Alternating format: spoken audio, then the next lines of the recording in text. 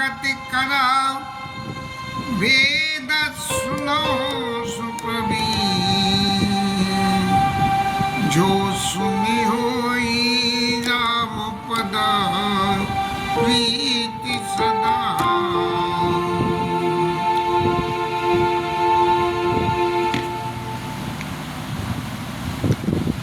गुरु जी महाराज के कहने पे ज्ञान और भक्ति के अंतर को भुषुंडी महाराज ने भक्ति को प्रिफर किया और भक्ति की महिमा का गान किया। लेकिन गरुड़ जी ने फिर भी ये रहा कि ये जो ज्ञान भक्ति के भेद का जो डिस्टिंक्शन है, माने प्लस माइनस पॉइंटों को जोड़ के कि इसमें क्या प्लस है और उसमें क्या प्लस है, इसमें क्या माइनस है, उसमें क्या माइनस है, इन बातों को फिर समझाने की प्रयास किया। गोस्वामी जी लिखी गए पाई उमाति गोपी सज्जन करें प्रकाश। तो जो है भुषुंडी महाराज जो है सब बातों को का ज्ञान भक्ति सब क्या है इतनी अच्छी तरह गरुड़ जी को समझा के कह रहे हैं कि ये महादेव बाबा भी ये कहते हैं कि इनके बराबर कैपेबल कोई नहीं है। भुषुंडी महाराज कह रहे हैं बोले क्या है भैया जी, अब ये जो मैं आगे तुम्हें ज्ञान भक्ति का एक भेद और भी है, उन भेदों का क्लासिफिकेशन कर रहा हूँ, लेकिन है ये बड़ा विचित्र कि समुझत बनाई न जाई वकानी। चित्त में तो समझ में से हम कथा सुनने जाते हैं, कथा कानों से अंदर जाती है, खोपड़ी में जाती है, खोपड़ी से दिल में आती है, और फिर जब कथा से उठ के आए तो किसी ने पूछा करने लगे महाराज क्या कथा में सुन के आए? तो बोले भैया कथा सुन ली समझ ली, लेकिन हम आपको नहीं बता सकते। ऐसे ही भुषुंडी महाराज कहते हैं समुझत में जात बखानी, आप खुद में तो समझ जाओगे लेकिन दूसरे को नहीं समझा पाओगे, दूसरे को इस भक्ति के बारे। लेकिन अब मैं आपको समझाने का प्रयास कर रहा हूँ, तब आपके अंदर रहिए। अब सबसे बड़ी बात जो है दो में कहीं सोते हैं तो ही ताई नहीं वेदा बार बीच गावई वेदा, क्या जीव में और ईश्वर में क्या है कोई फर्क नहीं है, सिर्फ जो है जल और जल की जो है वो हवा जो बनती है वो, इसके अलावा और कोई फर्क नहीं है, ऐसा वेद कहते हैं। लेकिन फर्क कहाँ पैदा हुआ कि जीव जो है सो माया बस मयऊ गोसाई और बंध्यो कीर मरकट की नाई। ये जीव और ईश्वर का फर्क कहाँ से पैदा हुआ कि जीव को भगवान ने माया के वशीभूत किया। अब एक लौकिक जगत का उदाहरण सामने ले, मान लो हम कोई व्यापार कर रहे हैं और व्यापार करने में व्यापार को आगे बढ़ाना है, और आगे बढ़ाने के लिए हम क्या करते हैं कि बीच में एक एजेंट, कमीशन एजेंट, दलाल या कोई जो है अपॉइंट कर देती है। क्यों करती है? क्यों कि दुकानदार कितना मगज मारेगा, तो बीच में एक आदमी जो अपॉइंट करते हैं वो ग्राहक को समझा के लाता है और फिर वो जो है दुकान पे आके माल करता है। अब भगवान ने सृष्टि की संरचना हो गई और दोनों एक समान है। अब एक समान है तो भगवान कहेंगे कि जब एक समान है तो एक दूसरे को कीमत कैसे होगी? तो भगवान ने क्या करा, सो माया वस मयऊ गोसाई कर बंध्यो कीर मरकट की नाई। उसे बांधा। कैसे बांधा? जैसे मदारी तो बंदर को बांध ले, और तोते को पिंजरे में वो चोंगली पकड़ के लटक जाता है, उसमें झूलता रहता है, मजा लेता है कि मैं पेड़ में झूल ले हूँ, लेकिन हकीकत में वो पिंजरे में होता है। ऐसे ही माया से बंधा हुआ ये जीव जो है माया के बंधन से बंधा हुआ है। जब माया के बंधन में बंध गया तब क्या हुआ कि ईश्वर चेतन है और जीव जड़ है, तो जड़ चेतन ही ग्रंथि पड़ गई। ये माया के बीच में आने से एक गांठ सी पड़ गई। कैसे पड़ गई कि यद्यपि नशा छूटत कठिनाई।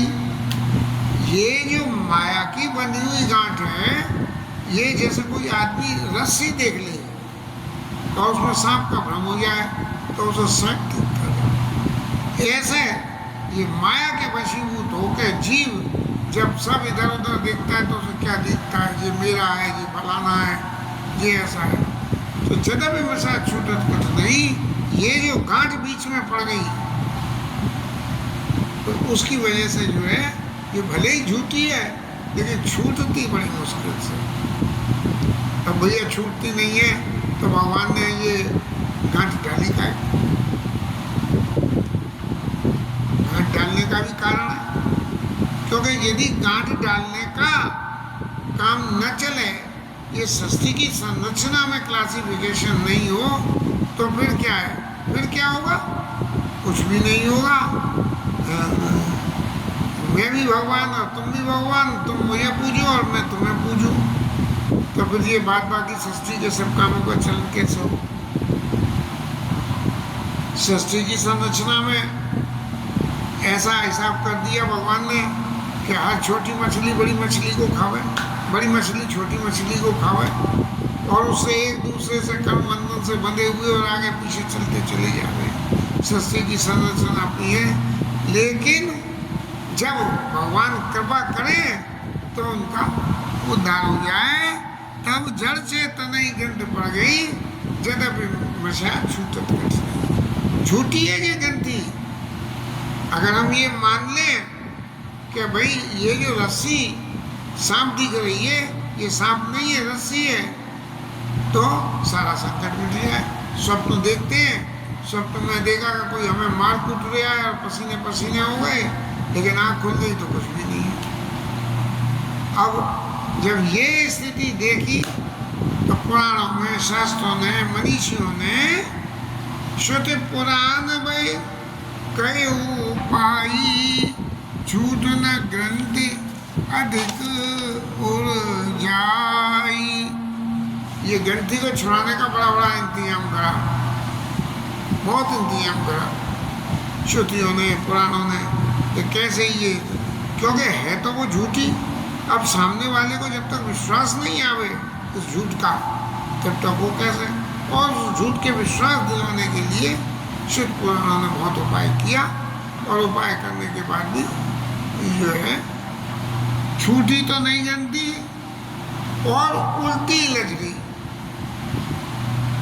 कर्म बंधन ऐसा बंधन हुआ कि एक ने तो कही कि 2 और 2 4, दूसरे ने कही 2 और 2 5, अब दोनों आपस में करने लगे और खोखो होने लगी। तो ये जो कर्म बंधन से की जो गांठ बांधी बीच में, इस गांठ से ये ग्रंथि छूटी तो आता नहीं, और ये छुड़ाने की कोशिश करी तो कल्प विकल्प और पैदा हो गए।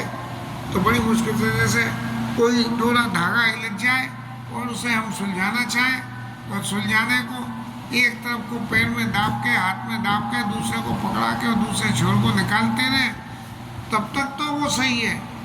और यदि दोनों हाथों से कभी इधर से खींच कभी इससे खींच तो वो धागा और लग जाता है। तो ऐसे ही जो है, जो एक छोर से धागा पकड़ना है वो एक छोर से भगवान को जो है पकड़ना, और तब जो उनकी कृपा का अनुभव करके और उस ग्रंथि को सुलझाने का इंतजाम करना है। तो मनीषियों ने उसे सुलझाने का उपाय क्या बताया? ये कहा कि जीव हृदय तम मोह विशेषी, ईश्वर और जीव के फर्क में सबसे बड़ी बात है क्या है कि मोह को अंधकार का, अंधेरे का नाम दे दिया। अब मोह क्या है? मोह तो ऐसा है कि भैया जी मेरा, मैं इसे ऐसे कैसे करूँगा, जी तेरा है। ये जो मोह है, जो चीज़ हमारी नहीं है उसे भी हम अपनी मान ले रहे हैं। अरे सब संपत्ति भगवान की है, भगवान दे रहे हैं, अगर ये मान लो तो ये ग्रंथि छूट जाए, लेकिन यहाँ तो जीव मेरा है। तो जीव हृदय तम मोह विशेषी और ग्रंथि से तुके में पड़े न देखी।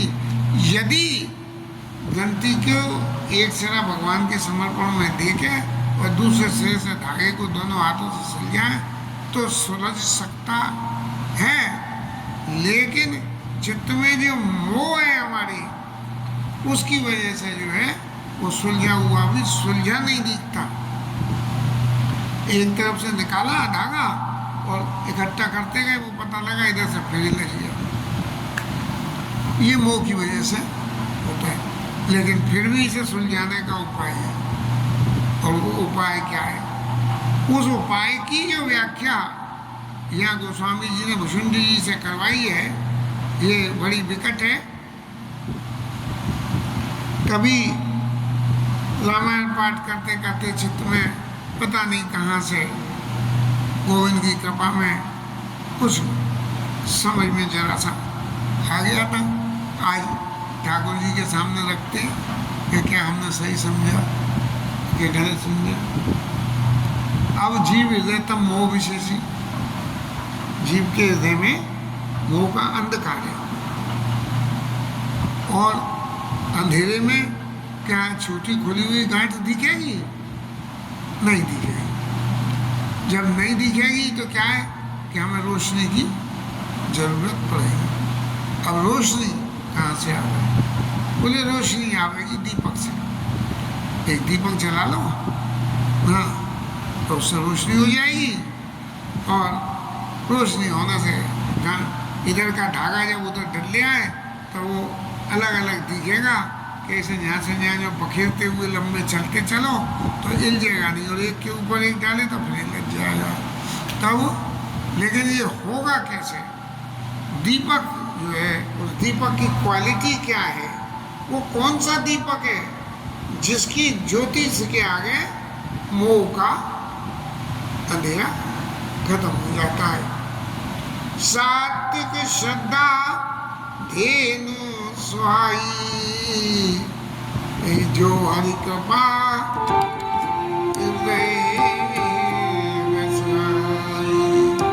सात्विक श्रद्धा धेनु सुहाई, जो हरि कृपा हृदय सुहाई। फिर यहाँ जो पड़ी हुई गांठ है उसके मोह रूपी अंधे को मिटाने के लिए फिर भगवान कृपा करें। तो जब भगवान कृपा करें तो वो भगवान की करी हुई कृपा से सात्विक श्रद्धा, जीवन में सात्विकता आवे और श्रद्धा हो, इसका नाम यह भुषुंडी महाराज ने गाय का दे दिया। दीपक जलाने के लिए क्या क्या चीज चाहिए? एक बर्तन चाहिए, कपास चाहिए, और जलाने के लिए घी चाहिए। घी कहाँ से आवे? तो सात्विकता और श्रद्धा रूपी गाय जब आपके जीवन में सात्विकता हो और श्रद्धा हो और वो आपके हृदय में जाके उतर जाए। एक तो ये दूसरों को दिखाने को कर रहे हैं, नहीं, जो हृदय में उतर जाए। सात्विक श्रद्धा धेनु सुहाई, जो हरि कृपा हृदय में आई। यदि भगवान कृपा करेंगे तब आवेगी वो। आप सोचोगे ऐसे ही सात्विकता आ जाए, नहीं आएगी। भगवान कृपा करेंगे तब आवेगी। क्या सात्विकता? एक जीवन में देखते हैं लोग वो तम्बाकू मसाला खाते हैं, उन्हें हमने छोड़ दिया, फिर खाना शुरू कर दिया। खूब खाया, खूब छोड़ा, खूब खाया, खूब छोड़ा, आखिर सब छोड़ते छोड़ते भी कुछ नहीं छूटा और शरीर छूट गया। तो ऐसे ही ये सात्विक श्रद्धा जो है जब भगवान कृपा करेंगे तब जो है हृदय में आएगी और जब ये आ जाएगी और भगवान कृपा करेंगे तब जप तप व्रत जप तप व्रत यम नियम अपारा जे श्रुति का शुभ धर्म आचारा। अब जब ये सात्विक श्रद्धा रूपी गाय जब चित्त में आ जाएगी तब आदमी क्या करेगा कि जप तप करेगा, और उस जप तप को जो है हरे चारे का नाम दे दिया। और जप तप करोगे तो जप तप करने से जो सात्विकता रूपी जो गाय है उस चारे को खाएगी, और खाने के बाद में जो है दूध देगी। पर दूध कौन सा होगा? दूध तब होगा जब गाय के बच्चा होगा। तो बच्चा कौन है? बच्चा है भाव बच्चे से सुपाए पिनाई।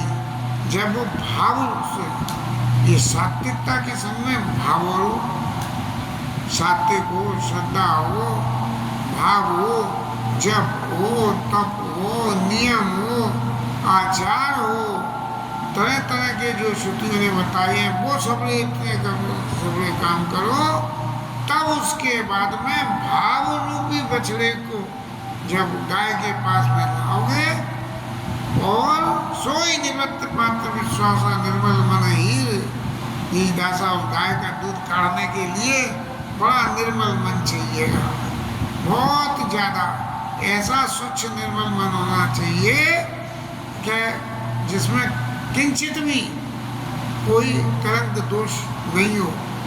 वो दूध काढ़ने वाले का नाम अहीर। तो निर्मल मन अहीर नहीं दासा, ये मन जो है ये भगवान के का दास बना के और फिर परम धर्म में पैदू भाई इतने सारे धर्मों का पालन करो, और पालन करते करते उस जो है सात्विक श्रद्धा रूपी गाय का दूध काढ़ो है, और परम धर्म में पैदू भाई और अवते अनल अकाम बनाई। जीवन में कोई कामना भी मत रखना किसी तरह की, कोई बिना कामना, सारी कामनाओं को स्वाहा स्वाहा करके जो अग्नि प्रकट होए उस अग्नि से तोष मरुत तब क्षमा जुड़ावे धति समझावन दे जावे। संतोष रूपी जो है जामुन लगा के और उस दूध को उबालने के बाद और जमा दे, और फिर मुदिता मथे विचार मथानी, और फिर बड़े प्रसन्न मन होके अपने कि भाई ये जो जब तक ये नहीं कह रहे यार कहाँ पीछे लग गए, कितना करेंगे इतना हम पे नहीं होता, ऐसा नहीं। मुदिता मथे विचार मथानी और दम आधार जो सत्य स्वयानी माने मुदित मन से विचारों से की मथानी रही बना के,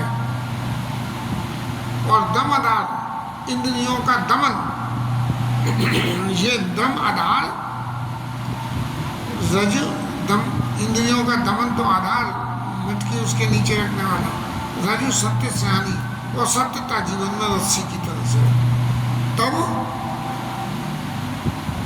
मत काट ले नवनीता, सत्य की उस रस्सी से रही को बांध के और फिर जब गोल गोल घुमावे तब जो है मक्खन लाल ऊपर आवे उस दूध में से। और जब मक्खन लाल आ जाए तब क्या करे कि जोग अग्नि तब प्रगट कर कर्म बुद्धि सिरावे ज्ञान जत ममता। अब ये जो इतना सारा काम करके आए तो माँ ममता पैदा हो गई, बोले जी गाय मेरी, ये बछड़ा मेरा, ये दही मेरा, ये दूध मेरा। तब जो है अपने कर्म रूपी जो जितने ये अब तक कर्म योग रूपी अग्नि से इतने कर्म करने के बाद योग साधना करें, और जो अब तक सारे कर्म हैं इन सारे कर्मों को भगवान को समर्पण करके बुद्धि सिरावे ज्ञान घट और ममता मन जन जाए। इतनी जो साधन करा इसके प्रति जो चित्त में ममता हो गई, उस ममता को ये जला के राख कर दी। तब विज्ञान रूपणी बुद्धि विशद गत पाई।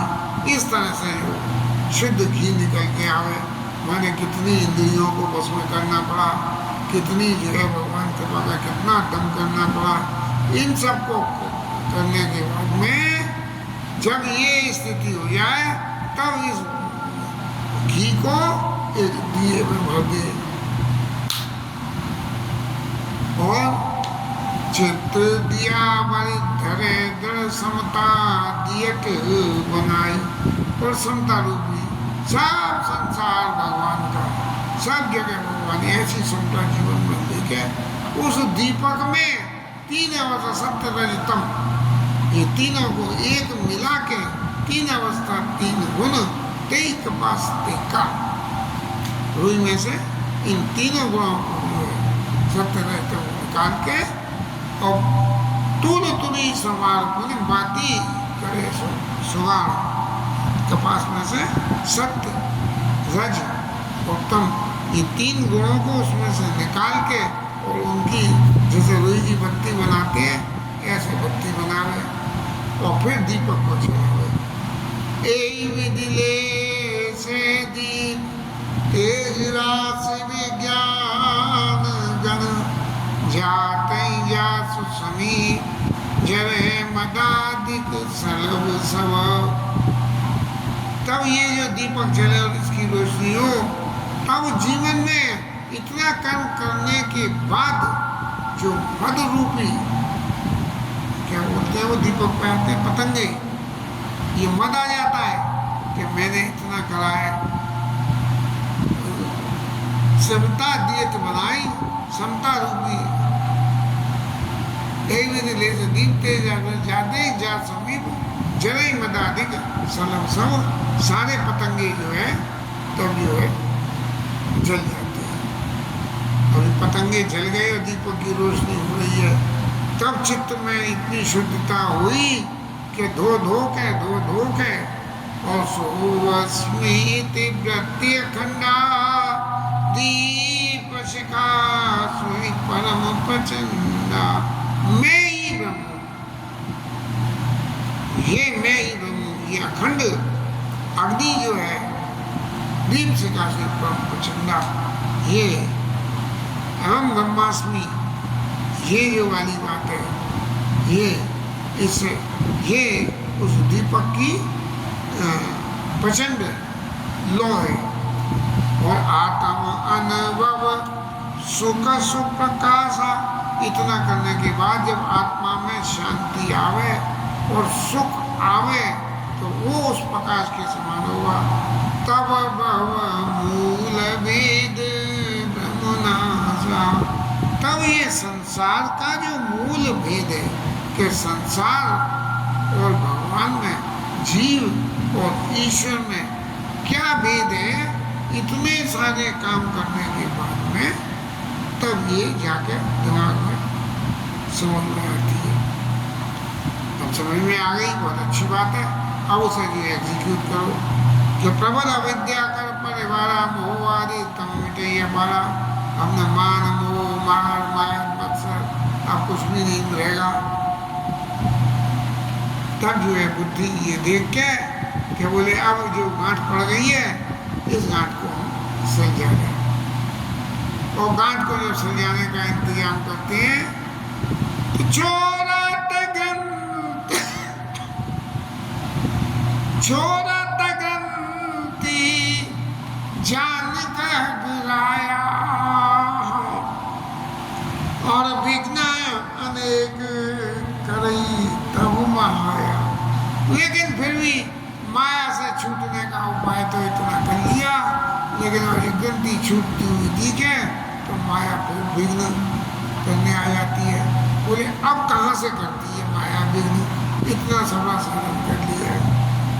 तब क्या होता है कि रिद्धि सिद्धि पे गई बहु भाई, रिद्धि और सिद्धियों को सिद्धियाँ भेज देती है माया कि जाओ कि महाराज आपने बड़ी तपस्या करी, आपने आप इतने हो, आप ब्रह्म को जानते हो, पर उनको घंटे पे चढ़ा के और बुद्धि लोग दिखावई आई, बुद्धि को लोग दिखाती हैं, अरे भाई इस गांठ को छोड़ने में क्या रखा है, ये जो इस जगत में सिद्धि आई है वो करो और इनसे आपको जो है क्या क्या मिल जाएगा।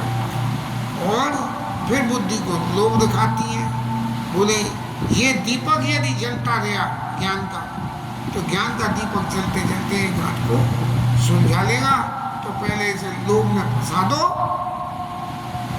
महाराज बड़ी बड़ी वो कैंप लगा के और लोगों का उद्धार करने की बड़े बड़े यज्ञ संत महंत स्वामी जी महाराज ब्रह्मर्षि स्वामी हर साल करते हैं। और यदि इतने ही जितने वो लोगों के संकटों का हरण कर रहे हैं वो करते तो सारा संसार सुखी हो जाता।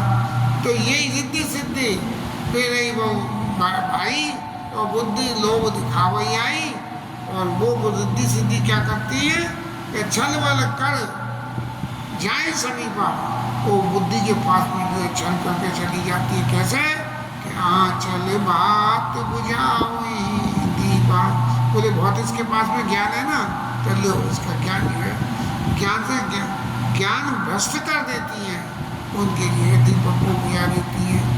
अब मान लो कोई बुद्धि है और वो इतनी सयानी हो गई कि हम उसे पहले से ही मालूम है कि बोले चाहे कुछ भी हो, रिद्धि सिद्धि कुछ भी आए, बोले महाराज बाबा तुम्हारे आशीर्वाद से जो है बड़ा घर में कमाई हुई है, तो ये पैसा यहाँ रखो, आश्रम बनाओ, जे करो। तो ऐसे से जो है तब जो है हो ही बुद्धि जो परम सयानी और तिन तन चितई अनित जानी, फिर जो तेई विघ्न बुद्ध नहीं बाधी, तो बहुर सुर करे उपाधि। फिर तो जो है यदि रिद्धि सिद्धि से काम नहीं हो तब जो है देवता आ जाते हैं, बोलेंगे इसने तो बहुत कुछ पा लिया, अब तो जी हमसे ऊपर हो जाएगा। तब देवता आके क्या करते हैं कि इंद्री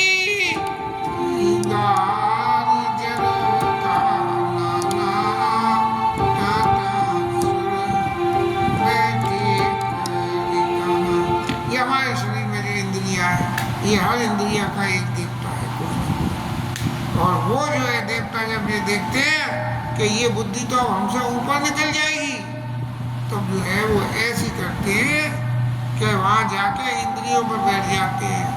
अच्छे भले काम करते करते सब कुछ एक स्थिति हो जाए, बोले इतने दिन की जो है समाधि लगाएंगे, और समाधि लगाते लगाते वो कौन से महाराज थे, बोले बहुत कुछ सिद्धि उन्होंने प्राप्त कर ली थी, लंबा चौड़ा परिवार था। पहले तो टीवी देखते थे तो वो उनके बहुत सारे चेला चाटी लाइन की लाइन बैठ के कथा वो करते थे। महाराज ने जो है समाधि ले ली, क्योंकि रिद्धि सिद्धियों ने उन्हें प्रेरणा दी और इंद्रियों ने करा, तो समाधि लेके जो है गिर गए नीचे, मट्टी में जो है से दबा लिया और ठाकुर जी के पास पहुंच गए। तो ये जो है जो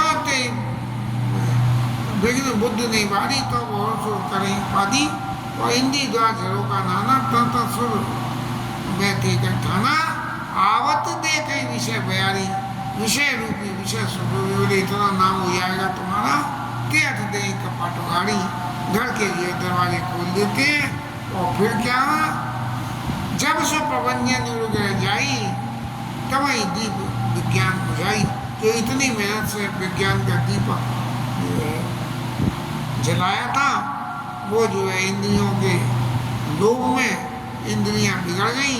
अब वो कैसे कैसे झूठ सच की तो ईश्वर जाने, आसाराम महाराज को क्या क्या नहीं हुआ, किसके संग क्या नहीं हुआ, ये तो सबके संग ऐसा ही नाटक हो रहा है। तो ये तीर्थ दे कपाट उगारी, जब से प्रबंधन जाई तब ये दीप विज्ञान बुझाई। इस तरह से ये विज्ञान से जो दीपक जलाया था ज्ञान का, वो फिर जो है बुझ गया। तो बुझ गया तब क्या हुआ कि वहाँ से जो है सिद्धि मिल गई, और सिद्धि को बांटने के चक्कर में जो है फंस गई बुद्धि, फिर उसी गांठ में फंस गई। और उन्होंने कही कि मैं तो सबका भला करूं, अपना भला हो चाहे नहीं हो, सबका भला करूं, और इस तरह से सब करा धरा मटिया में हो गया।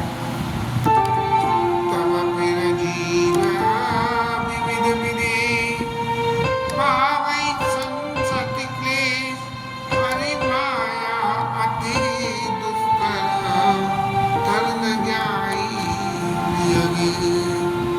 ये जो है जीव भगवान की माया इतनी निकट है क्या, ये जो सिद्धि पाके जो भी कर्म करता है इस सब कर्म का फल होता है, इसका नाम संसति है। और उस संसति को भोगना पड़ता है। और आप क्या किसी का भला करो चाहे बुरा करो, उस संसति के सुख को तो भुगतना ही पड़ता है। और माया इतनी कठिन है कि इसके पार पाना बहुत होते हैं। और तो सही कहते कठिन, ऐसे कठिन नहीं है। माया को आप बखान करोगे तो बखानना बड़ा कठिन है।